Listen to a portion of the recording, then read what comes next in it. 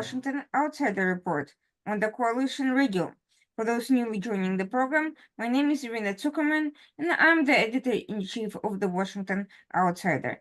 With us today is Arturo McFields, who is the former ambassador of Nicaragua to OAS and currently a journalist. He's with us to discuss a very interesting topic, which is Nicaragua's seeming openness to the Taliban. One may ask, what does Nicaragua, a Latin American country, have to do with the Taliban, which has assumed control in Afghanistan, in Southeast Asia? What do they have in common other than authoritarian trends? That is the topic we will discuss today, and we will delve into all aspects of this controversy, which were published just recently in The Hill.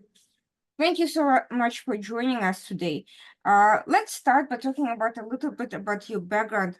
How did you end up being an ambassador, a professional diplomat?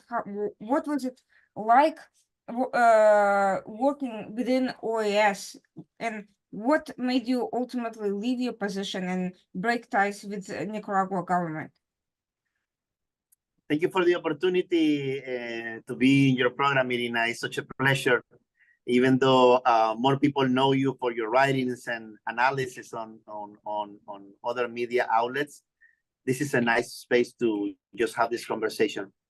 Well, I am primarily a journalist, and for more than 25 years or so, even if I don't look that, but it's been a while. And I always said, no matter what I do, I'm always a journalist. So my first experience working in international relations was in the Peace Corps of Norway. They don't have it anymore. They used to have a program called South-South. And as a journalist, then I was called to work as a press attaché in the Nicaragua embassy to the United States in Washington, D.C. So after a few years, I was invited to join the team of the Nicaragua mission to the Organization of American States. And first I was the minister, and well, I started as a first secretary, then was the number 2 position in the mission. And finally, I was ambassador for 3 months because the situation in my country got really bad, and there was no political will to make a single change to improve the situation, but it was getting worse and worse and worse. And I gotta tell you, at the beginning, when the Ortega dictatorship started, they came after the revolution and all that. They came back to power, presenting a new approach, trying to say that they're going to be friends with sectors like the Catholic Church. They're going to be friends with the private sector, and they're going to be friends even with the United States. That's what they said 17 years ago, 16, 17 years ago, when they took over power again. And for 10 years, they tried to maintain that kind of alliance with the church, with private sector. But after a few years, the people got fed up of the regime. And when that happened, and the Ortega government take off the mask of democracy and went back to the old dictatorship style. And when that happened, many people that used to be on their side turned to the other side because they were tired of this new phase of repression and brutality. And day by day, it's getting worse. When we were thinking like it won't get any worse, last month, they announced that they're going to establish relationship with the Taliban. Not even Cuba, not even Venezuela in the Western Hemisphere has been that crazy or maybe even politically stupid to open relationship with one of the worst regimes in the world that are not even recognized by the United Nations. So situation in Nicaragua is getting worse, but I will let you ask me the other questions to go through the explaining. So let's actually look back on Nicaragua's position, geopolitical position, and its historic role. It has had a very significant role during the Cold War, and it's had a fraught history since then. And it's interesting that you mentioned that the regime took off its mask. You know, ironically, there is this stereotype of populist, tin pot dictators in Latin America banging the drums of either right-wing or left-wing dictatorships, and just, having this very, very emotional approach to politics. But it sounds to me like the message the Ortega regime presented, was appealing exactly to the opposite. It's to more rational, more governance focused, more substantive messaging that appealed to a broader cross section of different people, and that seemed to be aiming to fix the problems that were presented in previous years. What went wrong? Why did why did this not work out, and why did they go back to their to a very stereotypical role in government? Well, I believe in this saying that the politicians are like the Pampers. They need to be changed every now and then, and for the same reasons. Mm-hmm. So after a while, they messed up, primarily because they lost the money coming from Venezuela. It was like something like $500 million per year. In a small country of 7 million inhabitants, that helped the regime to give money away for different sectors, create different social programs, and always giving money with open hands coming from the corruption system of Venezuela. And everybody was happy with that. Ortega giving money from everywhere. And also Ortega was getting money from the World Bank, IDB, International Monetary Fund. It was living the dream. But to some extent, when Venezuela stopped giving money, Ortega started giving repression. You know, when Mm-hmm. they used to give the carrot, but when the carrot they don't have it, they start giving the stick to the people. And 2018 was the year when Ortega discovered that the people was fed up of repression, was fed up of corruption, and instead of creating dialogue, understanding, and democracy, Ortega went loose and did something that, like I said, not even the Cuba regime in this 21st century, at least, have ever done. Ortega dissolved the protests, shooting real bullets. We have never seen that before, and more than 355 people were killed, even children's, even women. So 2018 was the beginning of the darkest era in Nicaragua, and year after year was getting worse. And people used to say, this is not gonna get worse. And then Ortega started putting in jail priests, altar boys. He was shooting bullets to the church, to the temples. And he went wild against the Catholic Church. And now in this new phase, it's even against the evangelical church, which used to be kind of an in-between friends of the regime during some times. So right now, Ortega is seeing something that not all the left-wing experience, which is total isolation. In Latin America, Ortega is alone. He's totally alone. So this solitude, this loneliness has pushed him to look friends and in the most unusual sources. For instance, June will be remembered as the month when Ortega formally established relations with North Korea and the Taliban. In 1 month, he opened relations with the most brutal regimes in the world. And not only that, both of them share something, which is the antagonist position against the United States. So what we are seeing right now is something really dangerous, because Ortega is opened the door of the country not only to another totalitarian regime, but terrorist regime. And he's offering Nicaragua as a platform to go straight to the United States. And I'm not speculating.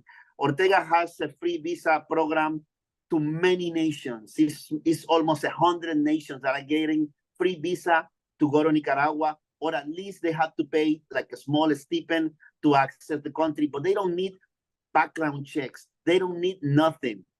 And matter of fact, Ortega is promoting flights from different countries, former Soviet Unions, and also African countries like are considered failed states, and is bringing all that people together to Nicaragua, and from Nicaragua to the border with Honduras and all the way to the United States in less than a week. This is something that we have never seen. And behind all this, there's a political intention, but it's also an economic intention, because every single person that take these charter flights to Nicaragua pay an average of $10,000. In the last 12 months, it's been 1,000 flights. So it's a lot of money. And for some reason, we believe that Ortega is not alone, because the propaganda in Africa is super strong. And the only country that has this platform of propaganda in Africa is Russia.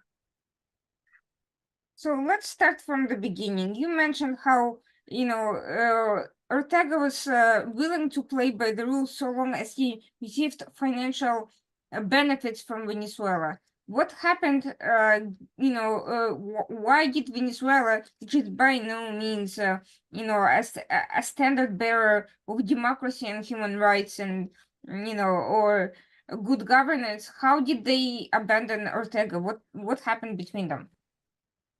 The things that Venezuela in the last, let's say, 6 years has experienced sanctions because of its brutality, and also the corruption has bring down one of the most richest countries in terms of oil production, and nowadays they are a very poor country that is not even the half of the things that they used to be during the 80s. And even in some moment with Hugo Chavez, they used to have this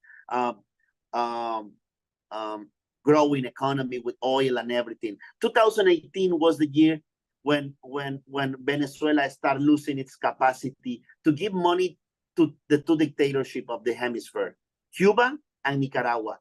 The fountain of money start to run out, and that translates it has like a butterfly effect on Nicaragua and also on the dictatorships of Cuba. So essentially, they lost patronage for economic reasons, because Venezuela finally even ran out of other people's money to support this network of miscreants in the region. But then, at what what is the connection between this loss on money? I understand the general authoritarian trends, but what was Ortega's problems with the church and with the evangelicals? Why did he decide, rather than appealing them and trying to get money from them, to go after them? The main problem is that in Nicaragua, there is no possibility that you have a different way of thinking. You have to think just like the government. So when there's a voice that says something different or wants to be independent from the government, you're going to be you're going to become a target of the government. But Ortega has been doing this little by little, little by little. And there was a point that the final enemy was the church, because the politicians were like silenced. The journalists were expelled from the country, independent media. More than 300 journalists were expelled from the country. More than 50 media were shut down. So the situation was getting worse. And when Ortega ran out of enemies, the only enemy or the only voice that he considers a threat was the church. And now we are in the phase that he is against the church. And sadly, this year, in the last month of April, we are in a phase that the church in the country is silenced for some kind of agreement that Ortega managed to deal with the Catholic Church. We're going to allow you to exist, but you're going to exist silence. So after that, we have seen how the church has moved like significant leaders from here to there, and Ortega released some of the Catholic leaders that were in jail, and every now and then, even the Catholic leaders that are out of the country are removed from places, are pressured to be quiet, and there is a lot of things going on. Because Ortega, like I said, once he silenced everybody, they said, okay, the only voice that is still a little bit critical is the church. So we need to do something about it. So at this moment, Ortega has established one of the most totalitarian regimes in the country, to the extent that in Nicaragua, you cannot raise the flag of our country. If you do that, you go into jail. Why? Because that flag, remember that in 2018, the country rise up against the regime, and they rise up with the flag of our nation. So Ortega, every time he sees that flag, thinks that it's a threat to his regime. Is there a new flag that he's pushing? Excuse me? Is there a different flag that he is using or planning? He is using the flag of the party. I see. The flag of the party. Every now and then, he allows his people to use the Nicaraguan flag to show some kind of a normalcy, to some extent. But if a regular citizen has the flag outside or in the streets, immediately, the police will approach you and will ask you, why are you using this flag? And they can even, just to have an example, last year or this year, I'm not. The Miss Universe contest was won by a Nicaraguan beautiful lady, Miss Universe. But she became a symbol of beauty in a country that has a brutal dictatorship. So there was this young artist that were celebrating the new Miss Universe. They paint a mural or a wall with her face. They haven't even finished painting that when they were incarcerated, just for painting a wall with Miss Universe, just because. So there is a brutal regime in Nicaragua that is not even compared to the dictatorships of Cuba or Venezuela. Cuba, for instance, is a dictatorship that knows how to play in the international arena. Proof of this is that they've been elected 7 times to the International Human Rights Council in the United Nations. Even if they are a dictatorship of 65-year-old, they are in the Human Rights Council of the United Nations. Doesn't make sense, but that shows you how they manipulate and how they sell this image of the revolution, of the anti-system, and they know how to sell the idea of a revolution. But Nicaragua is in another level. Nicaragua is getting more similar to the Taliban. They know they are doing wrong and they don't care. And in this context of isolation, Ortega is reaching out to those countries that are similar to him. Let's call it North Korea. Let's call it the Taliban. It's not an accident that in the month of June, Ortega established formal relationship with those two countries in just 1 month. So it's not a common thing because if you study the history of Nicaragua, Nicaragua has never been friends with Afghanistan, especially during the 80s, because there was a different relationship. Nicaragua was always with Russia, and the Afghanistan people was fighting against the Russian invasion. So there's no relationship. But in this new context, Nicaragua is isolated. And Afghanistan, as you know, has been struggling to get some legitimizing the regime. You know, they are working through that. We saw that on the United Nations. They are trying to push to get some kind of recognition. So Ortega is trying to help them and offering the Central American platform to come to this country. Nicaragua is 2.5 hours away on a plane from Miami, Florida. So here's a very interesting thing that you mentioned. You know, Nicaragua and Russia have had, you know, the Soviet Union and now Moscow, the Kremlin, they have had this historic relationship. And most recently, Russia, although did not officially recognize the Taliban yet, they committed to removing them from international terrorist designations, and they're pushing Central Asian countries into recognizing the Taliban and forming diplomatic relations, and they succeeded with at least one country. Is it possible that Russia is the intermediary facilitating this rapprochement? There's a saying, the enemies of my enemies are my friends. So even though they don't have a huge historic relationship, on the contrary, the history between Russia and Afghanistan is like, but the enemies of my enemies are my friends. Just to tell you how Russia used Nicaragua as a piece on a chess game. Russia has a strong conflict with Germany because they are supporting the fight in Ukraine. So what Russia did? Call Ortega and says, Ortega, I want you to take Germany to the international court because they are financing a massacre, a genocide, crimes against humanity in Palestine.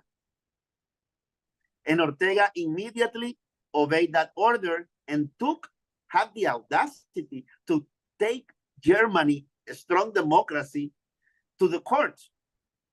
And it was so obvious that Ortega used the same lawyer that has defended Putin in that same court. So Nicaragua is a useful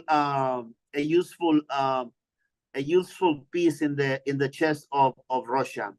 Nicaragua is working to bring Russia to Central America also as a key player in security and some kind of or regional organization called SICA is the main Central American organization. Ortega is pushing to bring Russia in.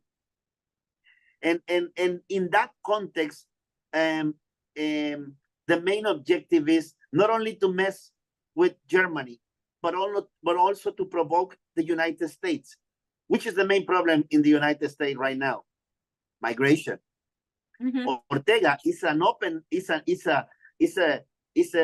a bouncing platform to take people from Nicaragua to the United States without any background check. I was checking on the news, and earlier last month, remember that 8 members of ISIS from Tajikistan were found in different cities. Mm-hmm. Guess what? Tajikistan is one of the countries that Ortega offered free visa and free flight charters to Nicaragua.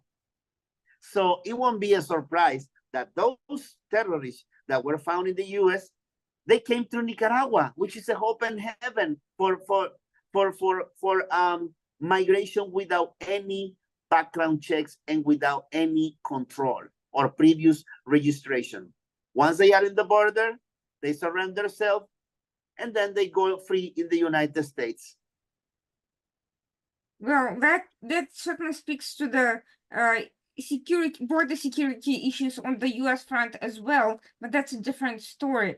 Now let's look at this very strange coalition, given that Taliban is a fundamentalist Islamist movement that is, that is completely anti any other religions. How does Ortega well, I mean, Ortega is already discredited, to put it mildly, but doesn't, given his isolation in Latin America, first of all, what does he have to offer the Taliban besides, in terms of his capacity? Isn't there pressure from the rest of the continent not to allow such people in, given their, let's just say, their fundamentalist attitude? We live sad times in terms of democracy in Central America. We live re-elections times, constitutional reforms to stay in power forever, corruption cases, drug trafficking. So there's kind of a policy that is like, you scratch my back and I scratch yours. You keep silence with the things I'm doing. I keep silence with the things you are doing. And on the other hand, there's like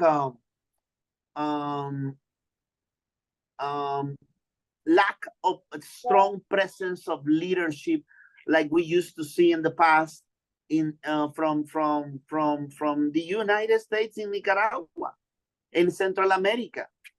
If you consider how many trips at the highest level has been done to Latin America or Central America in recent years, how many trips have been made to the highest level to Europe? So the region is kind of enjoying some kind of lack of attention, and many things are happening. Like, for instance, this migration strategy of Ortega has received the only punishment that is removal of visas from officials of the dictatorship. You know how much a dictator will cry if you remove his US visa? They don't care. Nicaragua still enjoys preferential tariff to exports to the United States under the free trade agreement. How in the world are you allowing that when this country is opening relationships with the Taliban? So there's a sad position going on. Maybe because it is seen like if we pressure too much Ortega and we remove these benefits of free trade with the United States, migration and unemployment is going to grow. And they're going to come to the United States because there's going to be a lot of unemployment. But you know what? That is already happening. But still, Ortega enjoys free trade agreement with the United States. Free trade agreement with the United States is not a God-given right. Free trade agreement with the United States is a privilege. And when a country is behaving like Nicaragua, that privilege has to be removed. Unfortunately, it's not.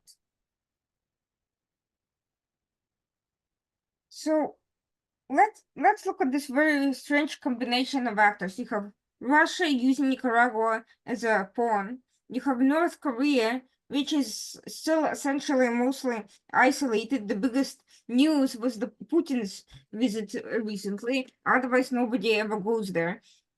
You have the Taliban, which has no international recognition and which is making oil deals with China, with Russia, and so forth. And Pakistan, even with them, they have a strange relationship. Now you have Nicaragua, which is isolated within its continent.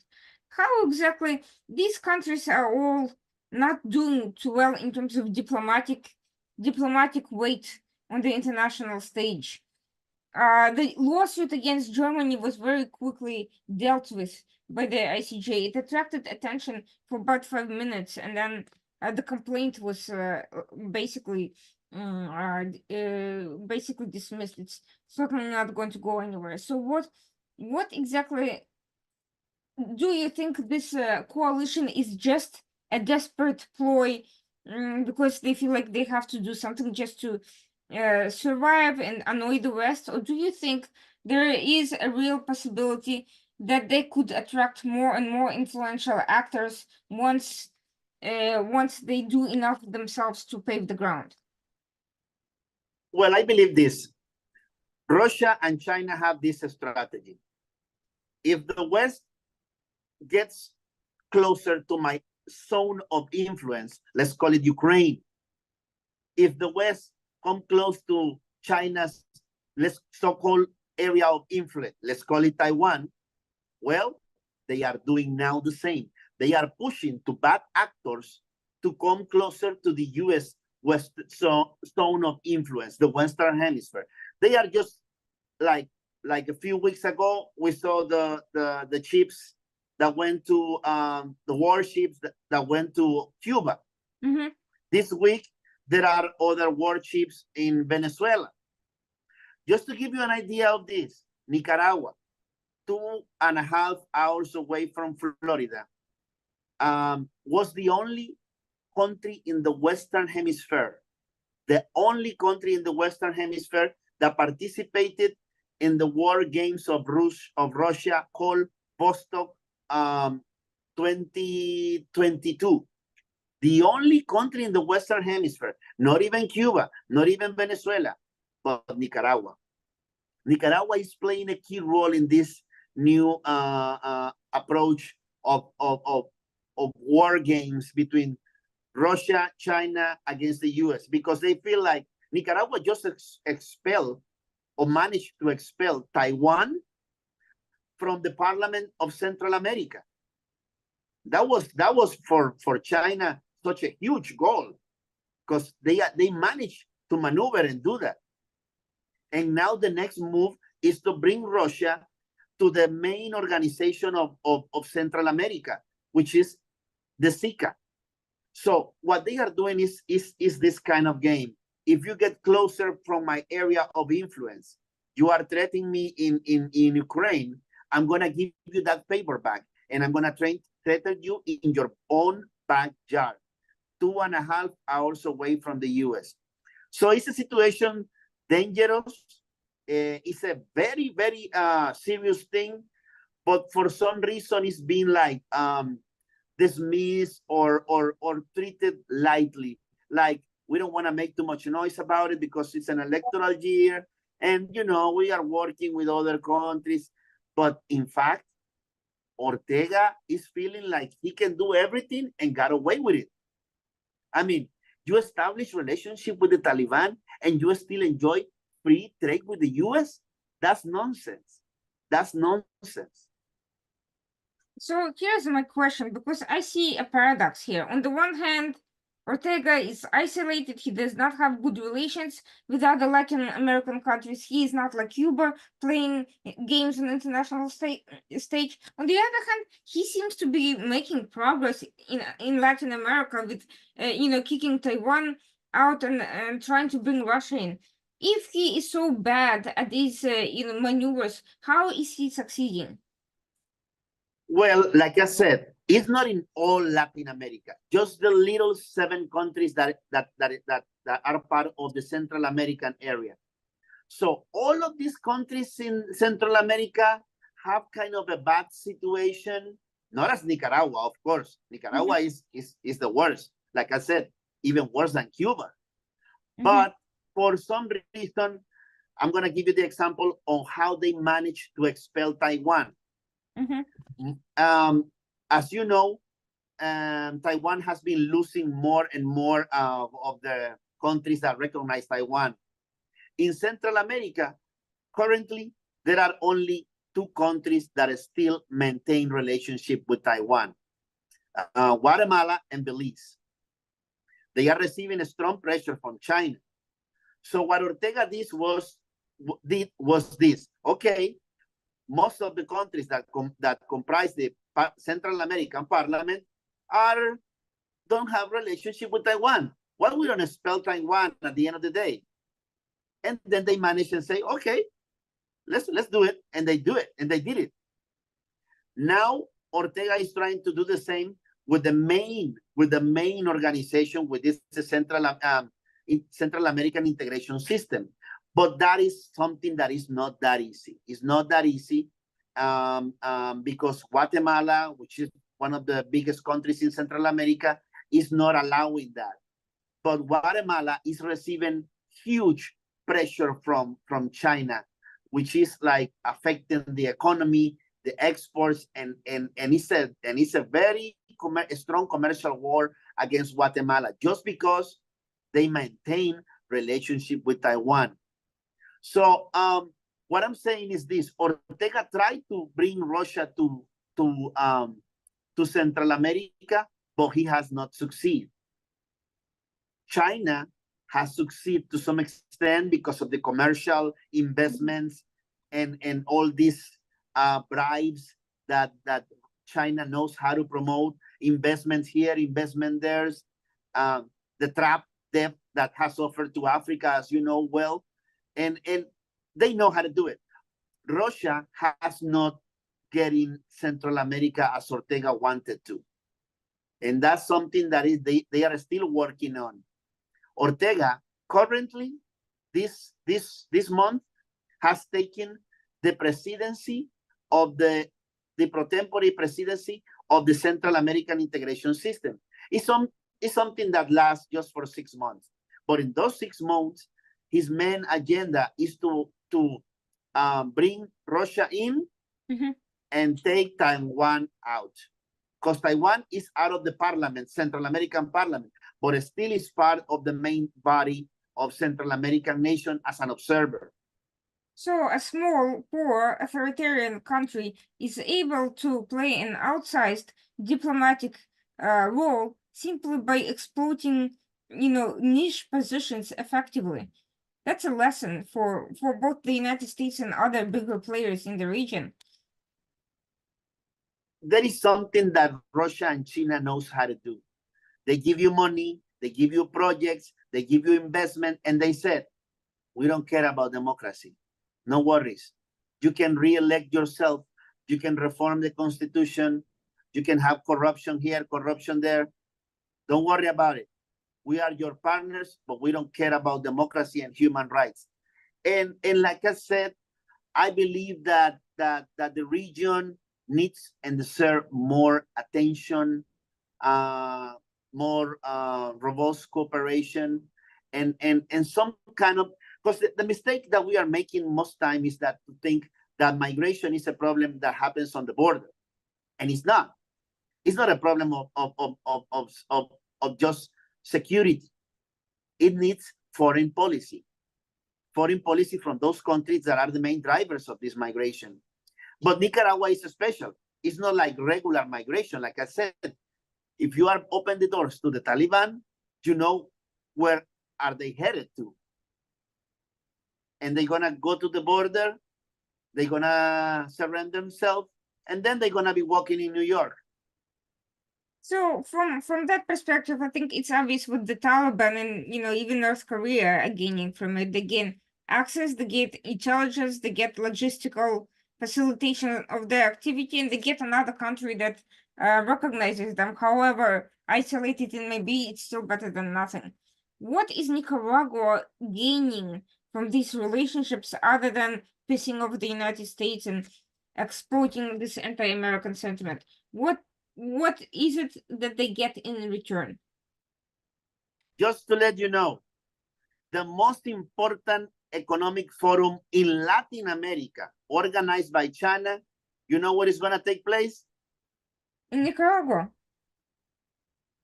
So when you bring, because let's be real, China offers a lot of money and a lot of projects.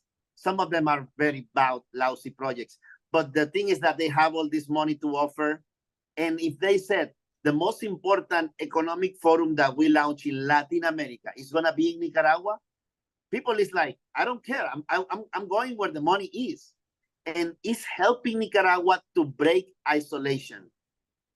Just because Nicaragua shows me loyalty when they expel Taiwan from the Parliament of Central America. So this is your reward, Nicaragua. I'm going to give you more. And there are a lot of projects that China is offering here and there.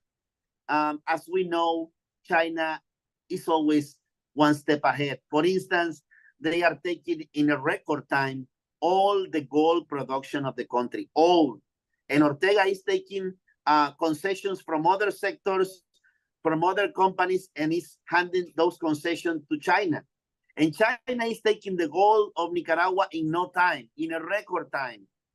Now China is creating, like in other countries, you know, critical infrastructure. Let's call it airport, let's call it ports, let's call it highways, and all that is bringing to Nicaragua because it's a useful actor for these regimes, and it's getting some kind of reward. But it's not a full reward, like I said. China is always getting something front and center of every single thing that they do. They never lost. They always one step ahead. What is the specific terms of this recognition of the Taliban in North Korea? Are there any specific agreements that they have come to other than establishing embassies?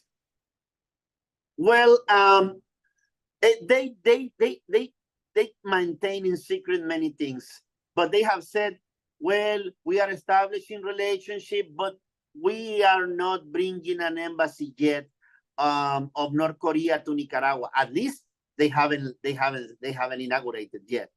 And in the case of the Taliban, what they are doing is taking advantage of the only country in the world that truly recognized at the highest level Taliban, which is China. So the same ambassador of Nicaragua in China is the one that is establishing from China this relationship with the Taliban. Guess who's helping to? Guess who's helping to have this honeymoon between these two countries? So China is it's not an accident. Nothing is an accident that the Nicaraguan ambassador in China is the representative to the Taliban.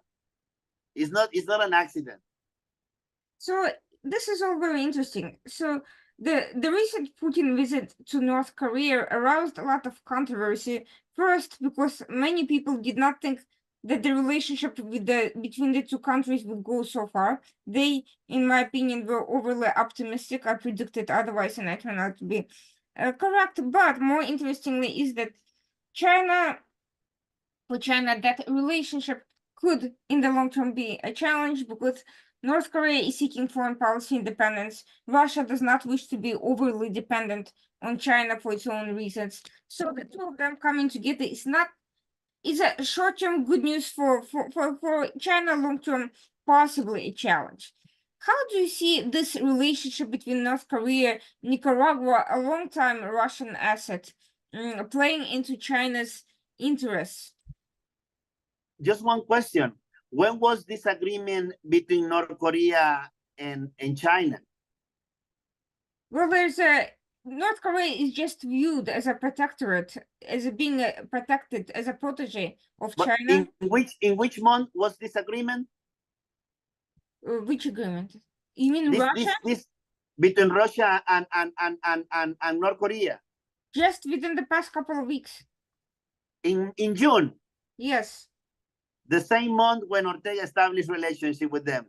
These things don't happen by accident. These things don't like happening randomly. Everything is super coordinated. Everything. And Ortega he works like a soldier. He does what Russia tells him to do without hesitation. So nothing is happened like a random accident. Like I said, who's the ambassador to the Taliban? The same ambassador in China. But in the case of North Korea, Nicaragua does have its history with North Korea. The revolution, or the so-called revolution of Nicaragua in 1979 received help when they were in the guerrillas from North Korea. A few of the highest guerrilla leaders went to North Korea to train themselves and get some kind of experience with some military experience in North Korea. And one of the first things that the dictatorship in the 80s, 79, they took power, 82, immediately they break relationship with South Korea. And they work closely with North Korea. So in the case of North Korea, Ortega has a long history of love and friendship. But when Ortega came to power and played as a Democrat actor, he did not want to recognize North Korea. He waited for 14 years because he knew that wouldn't be good if he was trying to play as a Democratic actor. So there are a few things that are interesting. But in the case of North Korea, they have a huge history together. Even Ortega and his wife traveled to North Korea in the 80s, and they were received with like gods over there. The grandfather of Kim Jong-un was the one that received him with all the honors. The face of Ortega all over the streets. It was a huge thing in the 80s. So they have history together. They have history together. And in this context of war or pre-war, this relationship is starting a new season of love and friendship.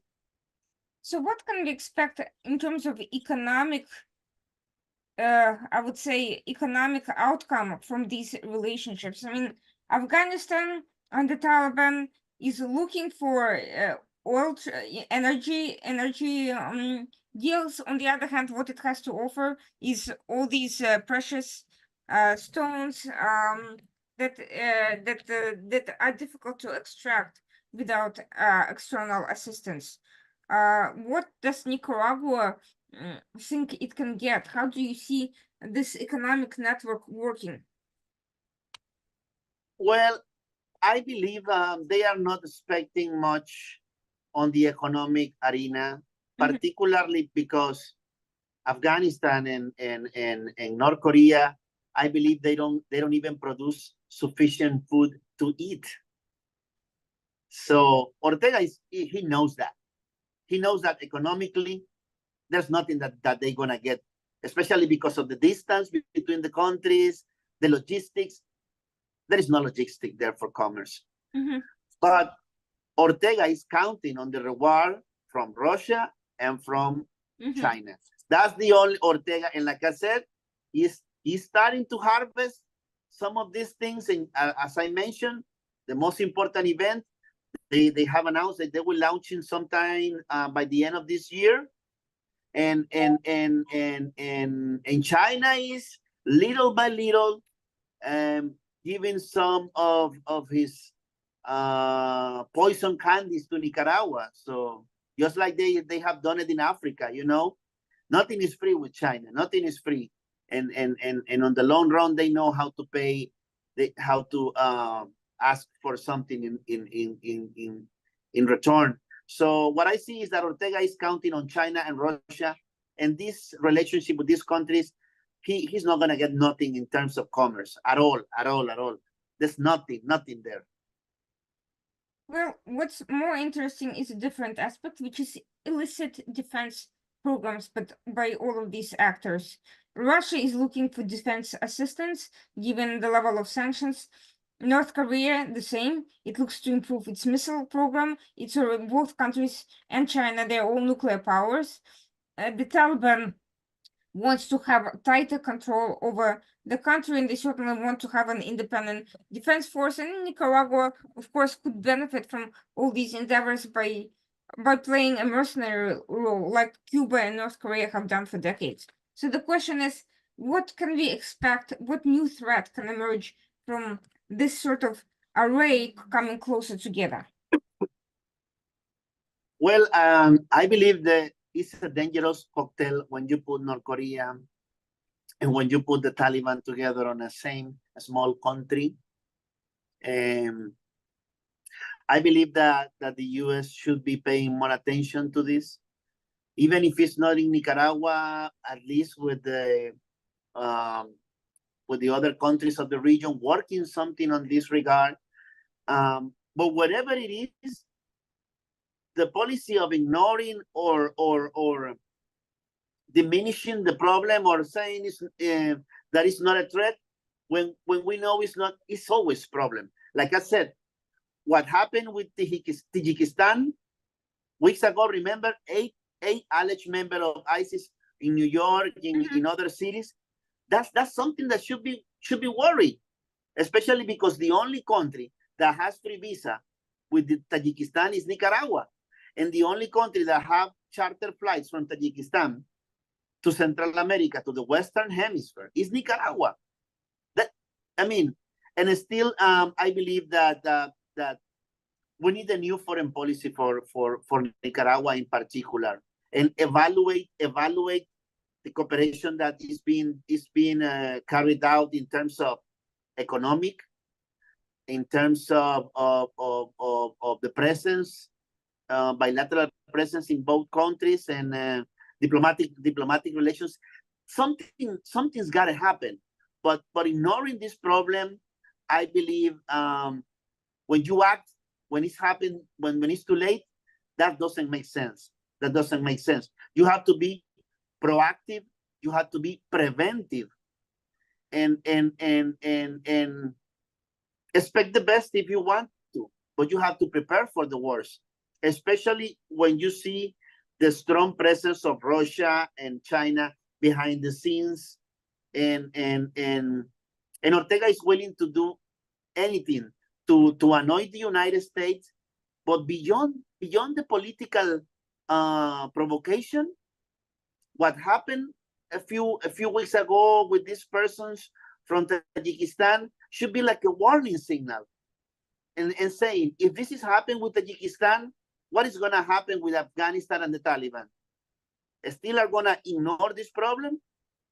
So I think something got to be done. I don't have the crystal ball to tell you what to do, but I believe this thing got to get more serious and more cautious, because Ortega has proven in the past that he always liked to be an actor in the center of these controversies, and he's willing to do whatever to affect in any way the United States, especially in a context of elections when migration is such a big issue. I'm going to be blunt. Can Nicaragua become a new center of terrorism and illicit material smuggling in Latin America? I don't know, but I should be paying close attention to these developments. And like I said, irrational countries like North Korea, irrational countries that you cannot establish any kind of agreement, like rational agreement with them, or countries like the Taliban that is almost killing women that are still living, but they are totally like without any single right. I mean, they are living there. So when you have countries that work that way, you cannot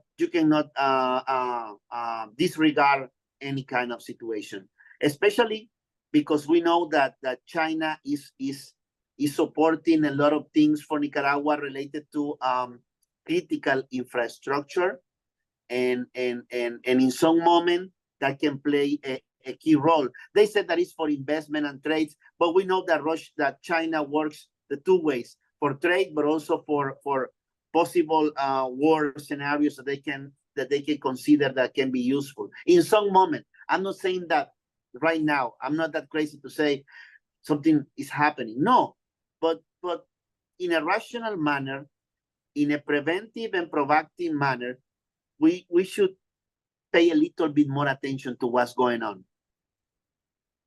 Finally, is there, given Russia's and China's influence and infiltration of all the political institutions and military institutions in Nicaragua, is there any opportunity for the opposition of any sort to emerge and change the regime from inside? Or what can be done to get rid of that current, the current dictatorship?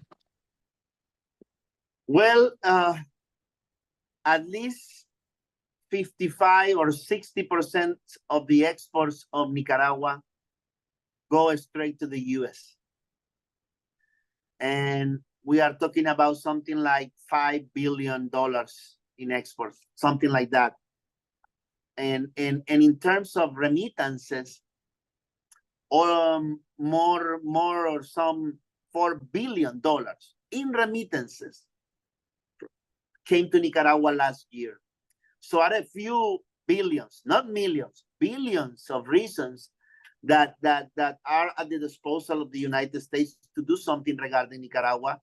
And I believe it can be done. Something very positive, I must say this, something very positive and on the right direction is that last month, the United States, for the very first time, established sanctions against a Russian security complex that is created in Nicaragua, a huge, a strange security complex that they have in Nicaragua, and that was used to train against drug trafficking. Look at this, against drug trafficking, the whole Central American region.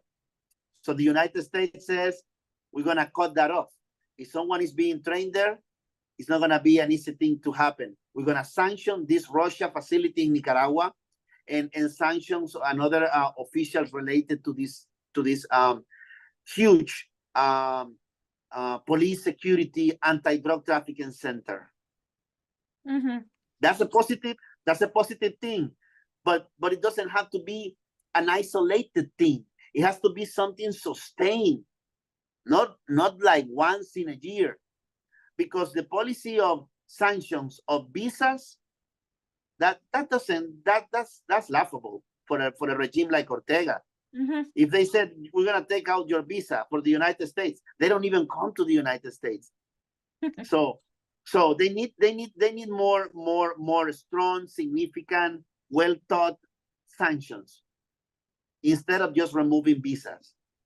Like I said, 60% of the exports of Nicaragua depend on the United States. 60%. And that's something that they should consider. 4 billion in remittances. That's something to be considered. So they have a huge toolkit and even initiatives of laws that have been approved in the United States, but they are not being fully implemented, unfortunately. Well, that's quite a staggering amount, given all things considered. I'm actually quite shocked. But another shocking thing is, in general, despite all these horrible atrocities, internal and external developments you mentioned, Nicaragua's growing role within this dangerous nexus, as well as its own slide into totalitarianism, is largely unnoticed by US institutions, and that may be part of the reason why there is so little pressure to take action. I don't think that the horrible massacre you mentioned got even a fraction of attention of the events, for instance, in the Middle East. You know, I'm not sure that anyone other than State Department officials working on annual reports are aware of Nicaragua's religious oppression. You know, maybe a few members of Congress with a specific interest in freedom of religion. Otherwise, there's this assumption, okay, there's a dictatorship and, you know, it's a Catholic country. There's absolutely no discussion of the religious oppression that we read on a daily basis, which is quite shocking. What can be done to generate this kind of attention to the increasingly not only hostile but toxic role that the Ortega regime is playing in a way that's far more destructive than what people imagine? One congressman from Florida, María Elvira Salazar, from Florida, he said this week or last, I don't remember well, he said that the U.S. should consider to include Nicaragua in one of the lists that says that Nicaragua is one of the terrorist-sponsored nation. At least. And he's starting to develop this, and I believe it's super important because at least they should like identify Nicaragua as that. Not a terrorist, but a sponsor of terrorist nation. You are opening the door to a Taliban. These are not kids selling candies in the supermarket. This is the Taliban, for Christ's sake. We should do something. The world should do something. So, and the other thing that is not paying attention to is that the whole Central American region is getting contaminated by this thing. Because they said, if Ortega get away with it, so that means I can do the same thing. So, an example need to be set. An example need to be set. Otherwise, it's not going to be just Nicaragua. It's going to be the whole region that you're going to have. Like, for instance, the other day, the president of Honduras, a neighboring country of Nicaragua, said that he celebrates the transparent and fair election in Russia after the killing of Navalny. So what I'm saying is, these kind of things need to be taken more seriously.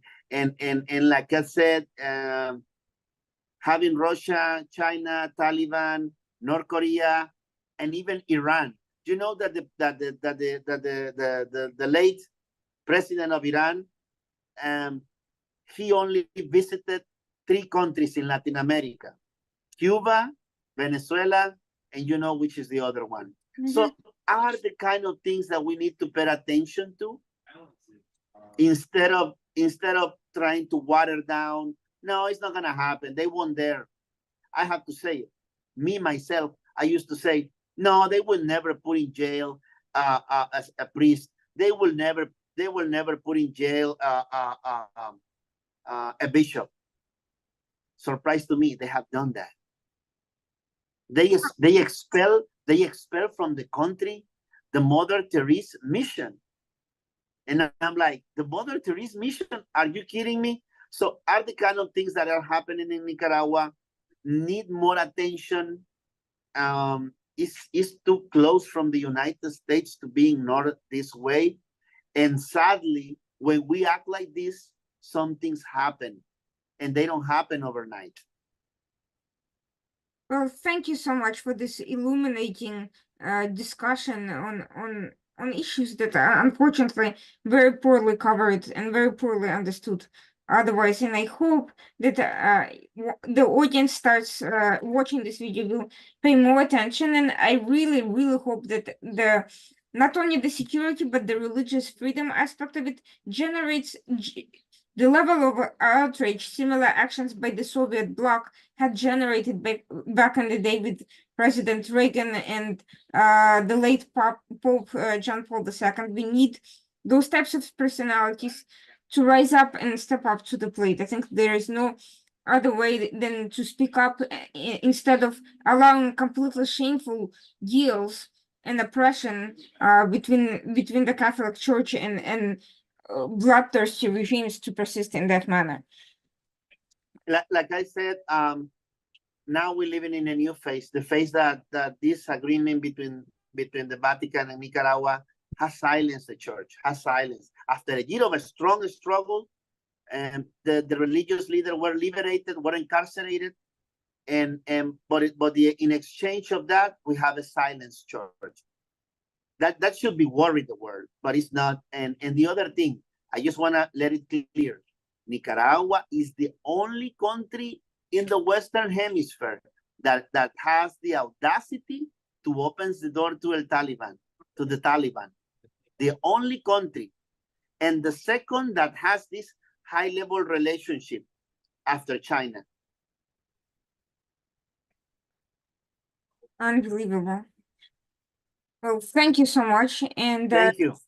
And I hope anyone watching this will continue not only pay attention but take action to explore, read for themselves, write about this, put pressure on your representatives, on your government officials to take this a little bit more seriously than we have so far. We can't afford to have these kinds of problems in our own backyard. For all the talks about security, if we're only dealing with the symptoms but not the causes, we are never going to solve these issues.